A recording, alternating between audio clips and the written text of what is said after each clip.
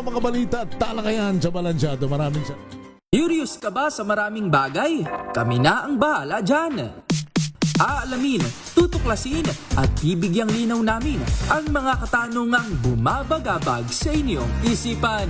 Sa programa kung saan ang bawat sagot ay galing lamang sa mga eksperto. Ang Expert's Opinion, tuwing linggo 3:00 ng hapon, dito lang sa DZRH TV.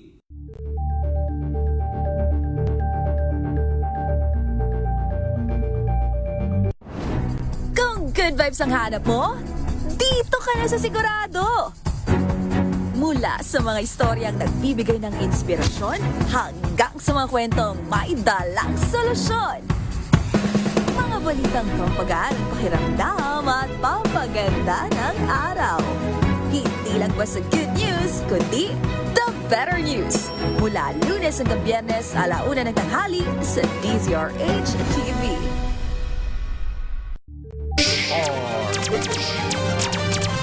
Pilipinas, ang oras pa 6:36.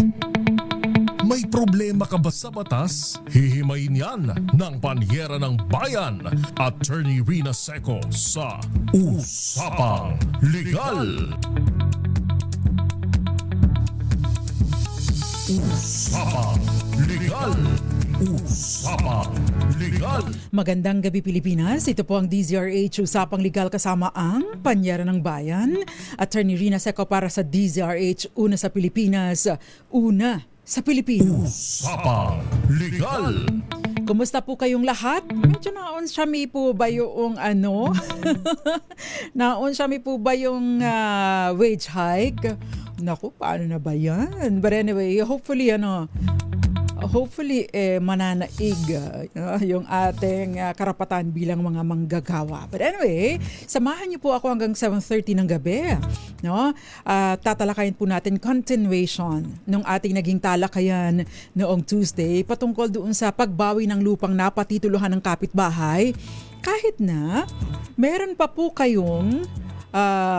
po kayong tax declaration and at the same time kayo pa rin ang nakaokupa sa property. Usapang Legal. Kasi kung matatandaan po natin, yun pong kwento ng isa nating tagapakinig, yung nagtanong, 1971 sila, 1971 yung hawak niya na tax declaration at doon pa rin sila nakatira hanggang ngayon. Ngayon, yung kapitbahay niya ay nagkaroon ng titulo sa kanilang property noong 2024. Paano nangyari ito? Paano nagkaroon ng milagro? Usapang Legal. Ang paglilinaw niya, wala po silang naging transaksyon doon sa property na magwawarrant sana, na magbibigidaan sana sa pagpapatitulo or para magkaroon ng karapatan ang kanyang kapitbahay. So lumalabas, batay sa kanyang paglilinaw, mga follow-up messages, na ito ay nagmilagro ang kanyang kapitbahay at probably nagkaroon ng mga misrepresentation. Ano nga ba yung misrepresentation? Nagsinungaling. Dahil kapag po, ayon po sa ating tagapakinig, free patent nakuha yung property. Ibig sabihin po para magkaroon ng karapatan for free patent or mag-grant ng free patent, kailangan pong patunayan yung tinatawag nating ocean possession, open, continuous, exclusive, adverse, and notorious, tuloy-tuloy, walang patlang, hayagan, lantaran, at walang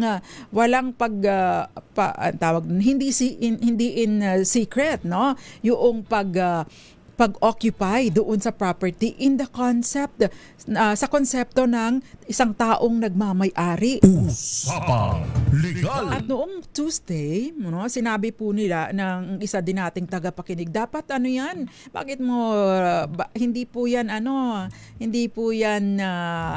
tawag doon, hindi daw yung pagbawi ng ownership dapat daw ay reversion. No?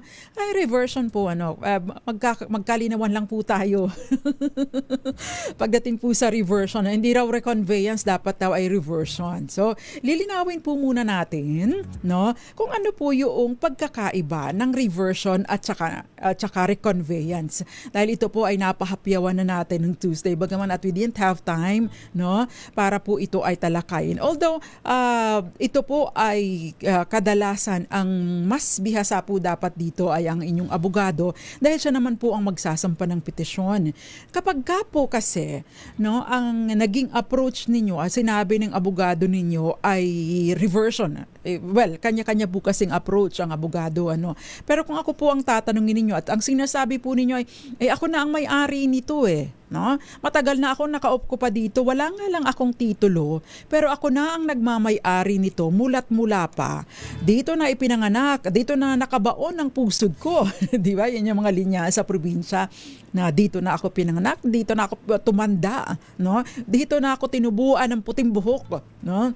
So, walang pagbabagong nangyayari sa pagmamay-ari nito maliban sa paglilipat dahil sa mana. Usapang Legal. So, paano nagkaroon ng karapatan ang aking kapitbahay dito? Yan. So, ganoon yung claim, no, ng ating tagapakinig, no? Ang sabi ng isa pa nating tagapakinig, dapat daw ay makipag-usap para sa reversion. Ito po ang pagkakaiba ng reversion at reconveyance. Pag reconveyance, no, bagaman at ang abogado po ninyo ang dapat na magsampa ng petisyon na ito, yun pong reconveyance, ang sinasabi ninyo, ako ang may-ari niyan, wala nga lang akong torrents title, pero matagal na akong nagmamay-ari nito, no?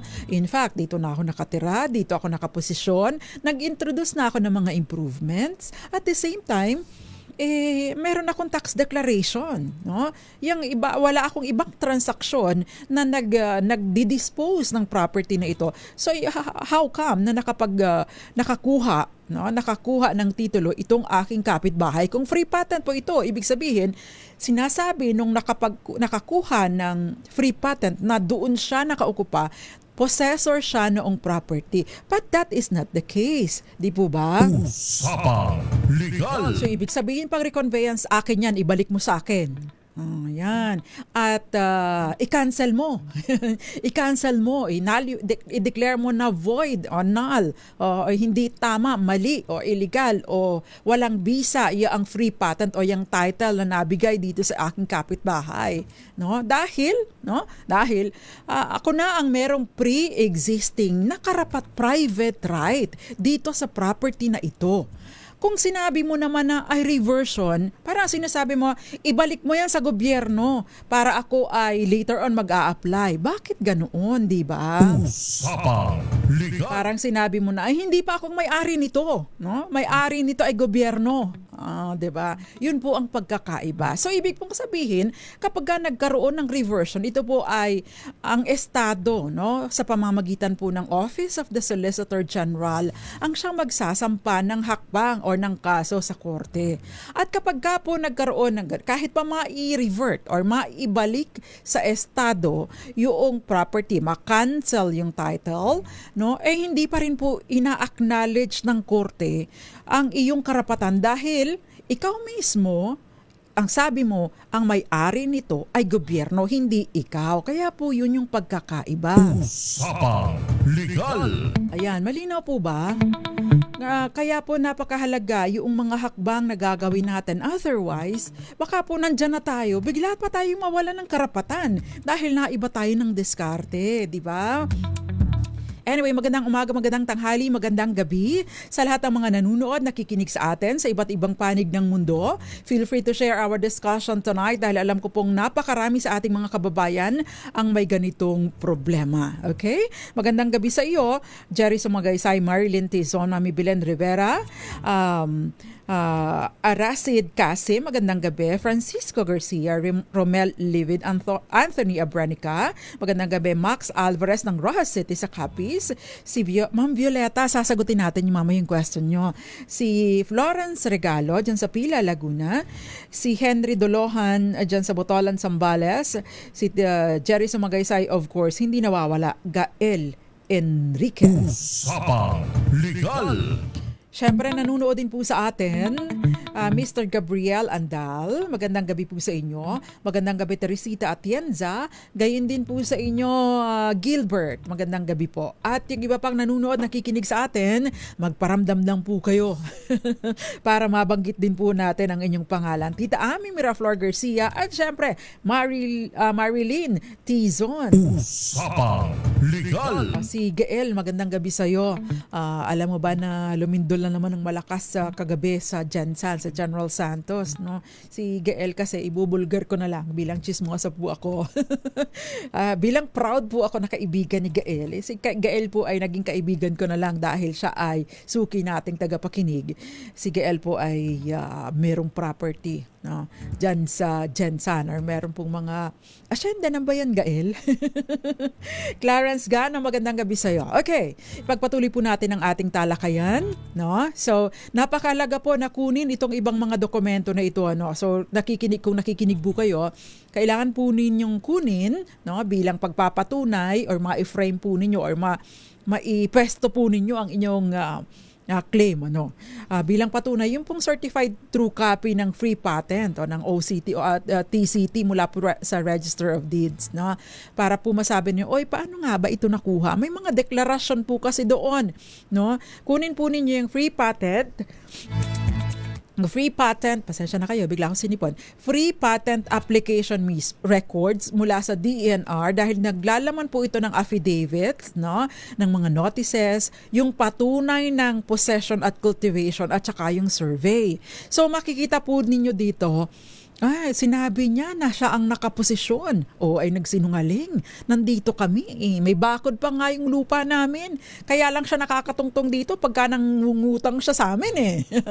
'Di ba? Kaya lang siya nakakatungtong dito sa property na ito dahil nangungutang siya sa amin, dahil siya ay may kailangan sa amin. So, no, mahalaga po na ito ay ma-establish, no? Kailangang makuha po ninyo yung mga records na ito dahil kailangan pong patunayan na kayo ay merong pre-existing private right, without which mahirap po ninyong habulin ang property. Usapang Legal. At syempre, napakahalaga po, no, ng ebidensya, patunay, katibayan na kayo ay may prior possession at nag-exercise kayo ng acts of ownership, kasama na po yung tax declaration or payment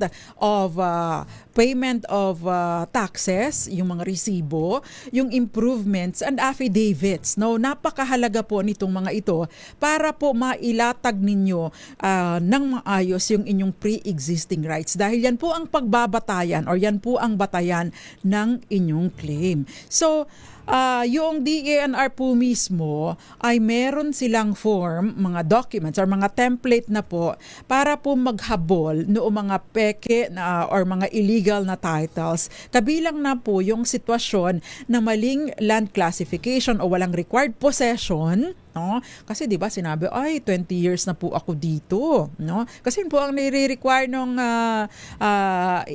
confirmation of imperfect title umaabot ng 20 years ay samantalang 1971 pa siya nandoon, 'di ba? So, yun po makikita po doon yung katibayan, yun na mismo ang magagamit ninyong dagdag katibayan na nagkaroon ng misrepresentation, pagsisinungaling, panggagancho, pangloloko sa kanilang application doon sa DENR para sa free patent. Usapang Legal. So, magko-commercial po muna tayo, Ma'am Priscilla Marangka at saka Ma'am Maricor Angeles, no? Moonbeats. Magko-commercial muna tayo. Sa atin pong pagbabalik, ipagpapatuloy natin ang ating talakayan, lalong-lalo na yung iba pang mga kaso na nagpapatibay dito sa ating tinatalakay o yung nagpapatibay sa karapatan, no, ng ating tagapakinig na naagawan ng lupa dahil napatituluhan ng iba. Diyan lamang po kayo. Kayo'y nakikinig sa Usapang Legal kasama si Attorney Rina Seco.